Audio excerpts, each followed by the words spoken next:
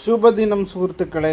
അങ്ങനെ ആഫ്റ്റർ ഒരു 10-15 ദിവസം ഞാൻ വീണ്ടും ഒരു വീഡിയോ വന്നിരിക്കുകയാണ്. കാരണം നമുക്ക് കണ്ടൻസ് ഒന്നും കിട്ടിയില്ല. അപ്പോൾ എനിക്കിങ്ങനെ താല്പര്യമില്ലാത്ത വിഷയത്തെക്കുറിച്ചൊന്നും അങ്ങനെ സംസാരിക്കാൻ താല്പര്യമില്ലാത്തതുകൊണ്ടാണ് ഞാൻ ഇതുവരെ വേറെ വീഡിയോസൊന്നും ചെയ്യാതിരുന്നത്. കാരണം മനസ്സ് ശൂന്യമായിരുന്നു. അങ്ങനെ ചെയ്യുമ്പോൾ ഞാൻ നോർമലി സംസാരിക്കുന്ന രീതിയിൽ സംസാരിക്കാനോ കാര്യങ്ങളോ ഒന്നും പറ്റില്ല. അപ്പോൾ എനിക്ക് വീണ്ടും സംസാരിക്കാനൊരു വിഷയം ഉണ്ടായത് ഇന്നലെ ഞാൻ കണ്ടൊരു സിനിമയും കൊണ്ടാണ്. കിൽ. എൻ്റെ പൊന്നോ, എജാതി പടം. ഇടിപ്പടം എന്ന് പറഞ്ഞാൽ പോരാ, ഇങ്ങനെ ഒരു ഇടിപ്പടം ഉണ്ടാവുമോ എന്നുള്ള കാര്യം സംശയമാണ് ലോകത്തിൽ. കാരണം 1 മണിക്കൂർ 39 മിനിറ്റ് ആ സിനിമയുടെ ഡ്യൂറേഷനുള്ളൂ. 45 മിനിറ്റ് ഉണ്ട് ഡ്യൂറേഷൻ. അത് ഇങ്ങനെ നമ്മുടെ ടൈറ്റിൽ കാർഡ് എഴുതി കാണിക്കലും കാര്യങ്ങളൊക്കെ ആയിട്ടാണെങ്കിൽ 1 മണിക്കൂർ 45 മിനിറ്റ്. ഞാൻ ആ സിനിമയുടെ ലാസ്റ്റ് സീൻ കാണിക്കണ 1 മണിക്കൂർ 39 മിനിറ്റിലാണ്. അപ്പോൾ യജാതി ഇടിപ്പടം. ഈ 1 മണിക്കൂർ 40 മിനിറ്റിൽ 1.25 മണിക്കൂർ ഇടി. 1.25 മണിക്കൂർ ഇടി എന്ന് പറഞ്ഞാൽ പോരാ, പൊരിഞ്ഞിടി. ഡയറക്ടറൊക്കെ ഇജാതി പണിയെടുത്ത ഒരു സിനിമ ഉണ്ടാവുമോ എന്നുള്ളത് എനിക്കറിയില്ല. ഞാൻ പറയാണ്, ഒരു മാസ്റ്റർ പീസ് സാധനമാണ്. എന്താ പറയുക, കില്ല്. അതൊരു ഏത് ലാംഗ്വേജിലുള്ളവർക്കും അത് കാണാട്ടോ, മനസ്സിലാവും. എനിക്കൊന്നും ഞാൻ പറഞ്ഞില്ല, ഞാനൊരു സാധാരണക്കാരനാണ്, എനിക്ക് ഹിന്ദിയൊന്നും അറിയില്ല. അപ്പോൾ ഞാൻ ഈ ഇൻസ്റ്റാഗ്രാം തുറന്നാലും ഫേസ്ബുക്ക് തുറന്നാലും ഈ പടത്തെക്കുറിച്ചുള്ളത് മാത്രം കണ്ടിട്ടാണ് ഞാൻ എന്താ ഇപ്പോൾ ഇത് ഇത്രയ്ക്കുണ്ടോ എന്നൊക്കെ അറിയാൻ വേണ്ടിയിട്ട്. പക്ഷേ ആ ഒരു ട്രെയിനിൽ നമ്മുടെ കിഡ്നാപ്പ് ആ സീനുകളൊക്കെ അങ്ങ് തുടങ്ങിക്കഴിഞ്ഞാണ്ടല്ലോ, ഞാനൊക്കെ ഇന്നലെ നഖം കടിച്ച് തീർത്തു.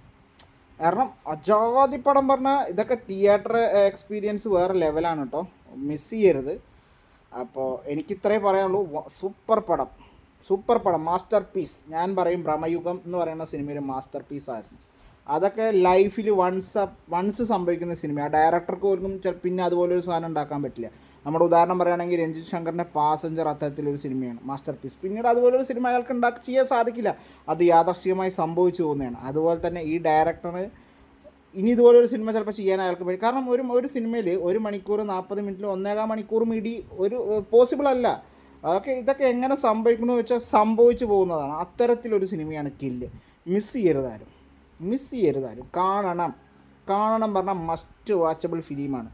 പക്ഷേ ഇതിൽ എല്ലാം ഇപ്പം ഞാൻ പറയാനുള്ളത്, ഇതിലെല്ലാം പുതിയ ആർട്ടിസ്റ്റുകളാണ്. ആകെ നമുക്ക് അറിയുന്നൊരു മുഖം ആശിഷ് വിദ്യാർത്ഥി മാത്രമേ ഉള്ളൂ എനിക്ക് കേട്ടോ. എന്നെ സംബന്ധിച്ചോളം, ഞാൻ ഹിന്ദി സിനിമയൊന്നും അങ്ങനെ ഫോളോ ചെയ്യുന്നതോ കാണുന്നതോ ആയ ആളല്ല. അപ്പോൾ എന്നെ സംബന്ധിച്ചോളം എനിക്കതിലാകെ പരിചിതമായൊരു മുഖം ആശിഷ് വിദ്യാർത്ഥിയാണ് ശരിക്കും. പിന്നെ നമ്മുടെ രാഘവ്, മറ്റേ ഡാൻസ് ഷോൻ്റെയൊക്കെ ഹോസ്റ്റായിട്ട് നിൽക്കുന്ന പയ്യനാണ്. അവനെ ഈ ഇൻസ്റ്റയിൽ റീൽസിലൊക്കെ കണ്ടിട്ടുണ്ട്. അവിടെ അങ്ങനെയൊക്കെ ആ പയ്യനോടൊരു ഇഷ്ടമുണ്ട്. പക്ഷേ ഇവർ രണ്ടുപേരെ നമുക്ക് അതിനകത്ത് അറിയുന്ന ആൾക്കാരുള്ളൂ. പക്ഷേ ഈ സിനിമയിലെ ഷോ സ്റ്റീലർ അത് രാഘവാണ്. വെറുതെ പെണ്ണുങ്ങളുടെ പുറകെ വായി നോക്കി കോമഡിയും പറഞ്ഞ് നടക്കാൻ മാത്രമല്ല, തനിക്ക് അഭിനയിക്കാനും അറിയാം, കൊടൂര വില്ലനാവാനും അറിയാമെന്ന് രാഘവ് തെളിയിച്ചിരിക്കുകയാണ്. രാഘവാണ് ഞെട്ടിച്ചത്. എൻ്റെ ദൈവമേ, ആ ക്ലൈമാക്സിൽ ബാക്കി എല്ലാ വില്ലന്മാരും മരിച്ചു, എന്നിട്ട് ഈ പുള്ളിക്കാരൻ ഒറ്റയ്ക്ക് നിൽക്കുക.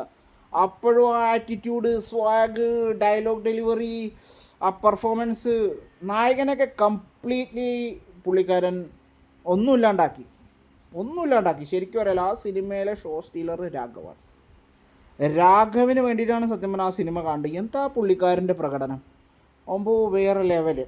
അപ്പോൾ എനിക്ക് ആസ് എ സാധാരണക്കാരൻ എന്നുള്ള നിലയിൽ എനിക്ക് ഇത്രയൊക്കെ പറയാൻ അറിയുള്ളൂ കേട്ടോ. കാരണം എനിക്കിപ്പോൾ ഞാൻ പറഞ്ഞിട്ടുണ്ട്, എൻ്റെ ഏതൊരു സിനിമയുടെ റിവ്യൂ വീഡിയോ ഇട്ടപ്പോൾ അതിൽ ഞാൻ പറഞ്ഞിട്ടുണ്ട് എനിക്ക് സംവിധാനത്തെക്കുറിച്ചിട്ടോ അങ്ങനത്തെ ഒന്നും പറയാൻ അറിയില്ല. പക്ഷേ ഇതിൽ സംവിധാനമൊക്കെ എനിക്ക് തോന്നുന്നു ടോപ്പ് ക്ലാസ് ആണെന്നാണ് എൻ്റെ ആസ് എ സാധാരണക്കാരൻ എന്നുള്ള നിലയിൽ.